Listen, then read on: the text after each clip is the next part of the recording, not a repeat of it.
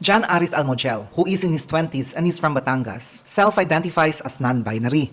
It was, in fact, his father who told him that he is different. When I was high school, grade 7, nung sinabi po ni Papa na parang may something po sa akin. And then, nag-research po ako sa internet about my gender identity.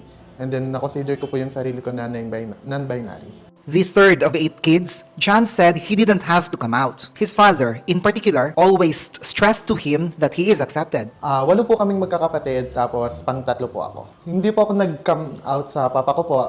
Yung papa ko po parang sinabi po sa akin that time na iba nga daw po ako sa mga kapatid ko na parang lalambot-lambot, pero sabi po ni papa, okay lang po na maging ganon, basta huwag lang daw pong gumawa ng masama. While growing up, John said he couldn't recall being discriminated for being different. Hindi po uso sa amin yung i-judge ka kung ano yung gender identity mo.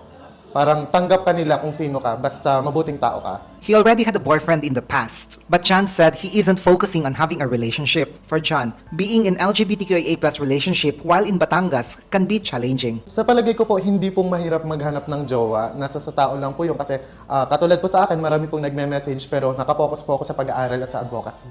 Pag yung mga partner po namin ay hindi out sa family, parang nahihirapan po silang ipakilala kami. So doon po nagsisimula yung pag-aaway na parang pinipilit po na bakit hindi mo kami o hindi kami ipakilala sa family, na parang itinatago po kami, pero sila naman po ay pinakilala namin sa family, parang hindi po nagagawa yung give and take. John sees discrimination as the biggest issue for LGBTQIA+ people in Batangas.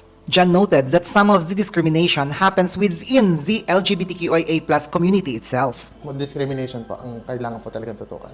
Discrimination pagdating po sa HIV, discrimination po sa mga transgender, lalong-lalo na po dapat tayo po yung nagtutulungan sa para mawala po ang discrimination sa community. John recognized that while he was lucky his parents accepted him, other parents may not be as accepting of their LGBTQIA+ children. Sana po dumating yung araw na tanggapin niyo po sila kasi sila po ay anak nyo. And to young LGBTQIA+ people, John's advice is to take time in finding themselves. Huwag niyo pong parang pilitin yung sarili niyo na mag-out. Hayaan niyo pong dumating yung araw na ready na po kayo. May proseso po yan.